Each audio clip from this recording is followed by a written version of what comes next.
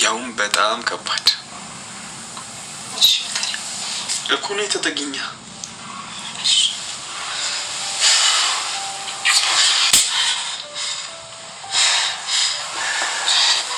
ዳዊት ምን ለማድረግ እየሞከርክ ነው? አደይ ጥፊሽ ህመም የለውም። እንደውም የበለጠ ነው ደስ የሚለው። በቃ ውጣልኝ። እሱን አወራዋለሁ፣ ይገፋኛል። ከዛ እኔ ደግሞ እንዳበደ ሆናለሁ። ከዛ በእኔ ምክንያት ነው ብሎ ትሪት ያደርገኛል። በቃ እሷን ይረሳታል። እንኩት ነገር የለም። ከዚህ በላይ ምን ልታጠፊ ነው? ልታማልው እየሞከርሽ አይደል? ሁሌ ዞር ብዬ ስመለስ ከሱ ጋር ነው ማገኘሽ። መኖር ትፈልጊያለሽ? አዎ። ስለዚህ በወንድሟ ማትደራደረው ልጅ አታናጃት። አቅሟን ወቂ፣ ትገልሻለች። ከወንድሜ ራቂ። እኔ በወንድሜ ቀላለቅ። ሁሉም ሰው አቅሙን አውቆ መኖር አለበት። ሁሉም የየራሱ ቦታ አለው። እውነታው ሰው መሆንሽ ነው። ምርጥ ልብ ያላትና ትክክለኛ ሴትነትሽ ነው ያየሁት። ቆይ አንቺ እሱ ለምን አይታይሽም? ምናልባት የሌለ ነገር እያሰብክ ይሆናል። ይኸውልሽ አደይ፣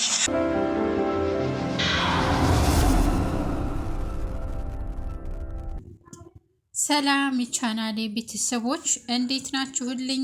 እኔ ያለሁላችሁ። ዛሬ ደግሞ በአዲስ ቪዲዮ መጥተናል ማለት ነው።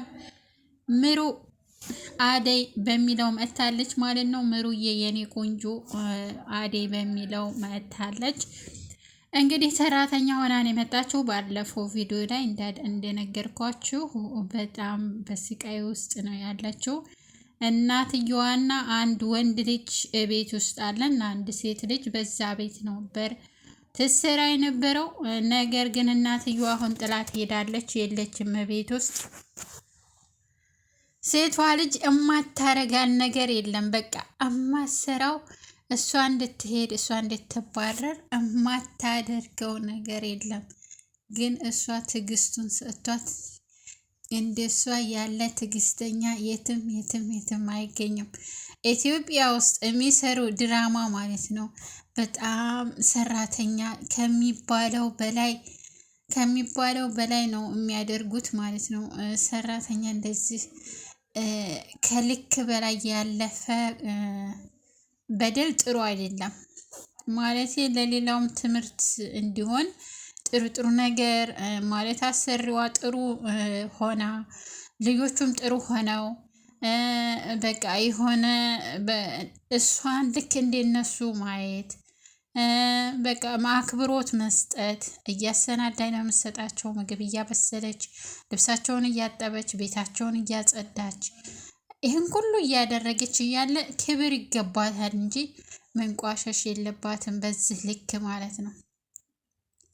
እና መዳሟ ትሻል ነበረ፣ እናትየዋ ትሻል ነበር። እናትየዋም ተነስታ ሄደች። ወንድምየውም ይሻል ነበረ። ነገር ግን ወንድምየውም ተነስቶ ስራ አለብኝ ብሎ ጥሏት ሄደ።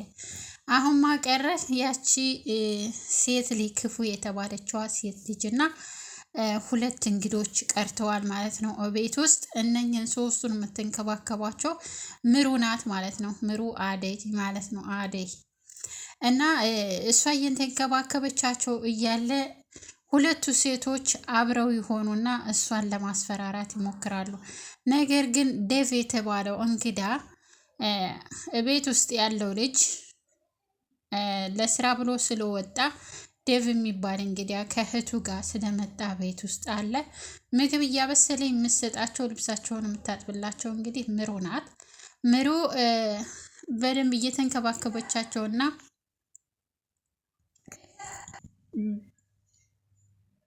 ዴቭ እንግዲህ ለምኑ እንደፈለጋት አላውቅም። ምሩን ለዘላቀው ይሁን ለጊዜያዊ ይሁን ምንም የሚታወቀው ነገር የለም።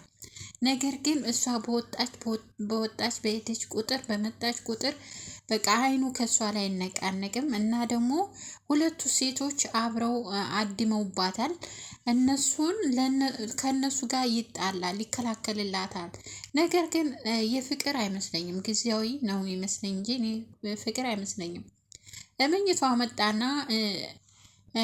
እንዴት ነሻለ ገባና የሆነ ሚስጥር የምነግርሽ አለ ይላታል። ምንድነው ሚስጥሩ? ንገረኝ። ማንም የለም። ጮክልህ ንገረኝ። ምን ችግር? አይቻልም ማለት እንዴ? ምንም ችግር የለም ንገረኝ ስትለው አይ በጆሮሽ ነው የምነግርሽ። በፍጹም እኔ ልነግርሽ አልችልም፣ ስለዚህ በጆሮሽ ነው መነግርሽ አላት። እሺ አለችና ጠጋ በይ አላት። ስትጠጋ ሳማት፣ ፊቷን ማለት ነው። ፊቷ ላይ ሲስማት በጥፍ ያለችው እና ያንን ፊቱን እያሻሸ ሄደ።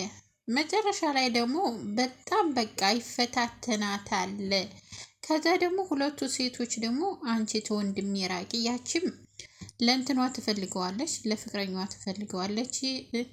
ይችኛዋም ወንድሟ ነው፣ ከአንቺ ጋር አይገባውም፣ ሰራተኛ ስለሆንሽ አንቺ ጋር ፍቅር መጀመር እና ፍቅር እንዲይዘው አልፈልግም እያለች ነው። እና መካ እንትንሽን ቦታሽን ወቂ፣ አንቺ ለኔ ወንድም አትመጥኒም፣ ስለዚህ መራቅ አለብሽ ብለው ኩሽና ውስጥ አስገብተው እንደማይሆን አስፈራሯት ማለት ነው። ከስድብ ጋር አስፈራሯት። ልጅቷን በጣም ፈራኝ። መኖር ትፈልጊያለሽ ስትባል እንዳው መኖር እፈልጋለሁ፣ ደካማ እናት አለችኝ፣ እህት አለች፣ ታማሚ እህት አለች፣ ስለዚህ ለእነሱ ስል መኖር እፈልጋለሁ። ምንድን ነው የፈለጋችሁት? እኔ ያደርጋለሁኝ ስትላቸው ከወንድሜ እንዴት ርቄ ነው፣ ስለዚህ ሁለተኛ አጠገቡ እንዳደርሺ ተብላ ተስፈራርታለች። እንግዲህ ይች ልጅ በጣም በሚገርም ሁኔታ ከሱ ስትል እነሱ ሁለቱ ሴቶች ፍቅርና ይቺ እንግዲዋ ልጅ ከእንግዲዋ ልጅ እና ከፍቅር ደግሞ ዴቭ ደግሞ የግድ በቃ ለእኔ ካልሆንሽ እኔ እኮ ቦቴን አውቃለሁኝ፣ እኔ ያለሁት ቦቴ ላይ ነው፣ ስለዚህ ወሰን አትለፍ፣ ድንበር አትለፍ፣ ስለዚህ ባክቶኝ እኔ ሰርቼ ቤተሰቦቼን እንዲጦርና ቤተሰቦቼን እንዲያሳልፍ ነው እንጂ እዚህ ከአንተ ጋር ልገላፈጥ አይደለም የመጣሁት፣ ስለዚህ እኔ ሰራተኛ ነኝ ባክቶኝ ስትለው በፍጹም እኔ ልተውሽ አልችልም፣ እንዳንቺ ያለች ቆንጆና እንዳንቺ ልበ ንጹህ የሆነች ሴት አይቼም አላውቅም፣ ስለዚህ አንቺ እንደዛ ብለሽ ታስብ ያለሽ እንጂ እኔ እንደዛ ብዬ አላስብም እያለ ጨቀጭቃታል። በሚለው በቃ እንደ ጉድ ነው የሚጨቀጭቃት ማለት ነው። እና ያ ወንድም የቤቱ ባለቤት ልጅ በጣም የዋህና ምስኪን ነበረ። እሱ ሄዷል። እሱ ደግሞ ደውሎ እንዴት ናችሁ ምናምን ብሎ ጠይቋቸው ደህና ነን ፍቅር ደህና ናት እህቱ ማለት ነው።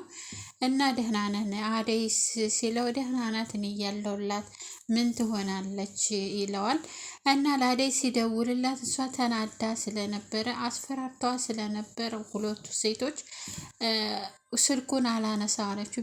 ቢደውል አላነሳም አለችው። ስልኩን እንደውም አውልቃ ጣለችው ማለት ነው። ደግሞ ስልኳ በጣም የድሮዋ ስልክ ነች። የዛሬው ሳይሆን የበፊት የድሮዋ ትንሿ ስልክ ናት። እሷን ነው የያዘችው። እና ምሩ በጣም በስቃይ ውስጥ በቃ በስቃይ ውስጥ እንደዚህ ተሰእኔ እንጃ እንደዚህ ሰው መቼም ምንድነው ይቺ ቤት ያለችው ልጅ ምንድነው በፊትም ብዙ ሰራተኞችን አባረር ያለው ግን እንደዚች ያለች እስካሁን ድረስ የቆየችብኝ እሷ ናት። እንዴት አድርገን እናስወጣት እያሉ ነው የሚመካከሩት። በጣም የምታሳዝናት በቃ ምሩ ያይዞሽ የኔ ቆንጆ በርቺ።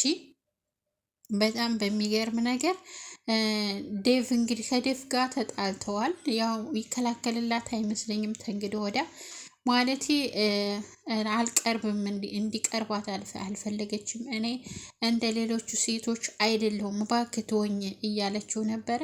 ደግሞ ባይገርማችሁ ደግሞ ውጭ ስትወጣ ደግሞ የሆነ ልጅ አለ ደግሞ እሱ በር ላይ ቁጭልና ይጠብቃታል።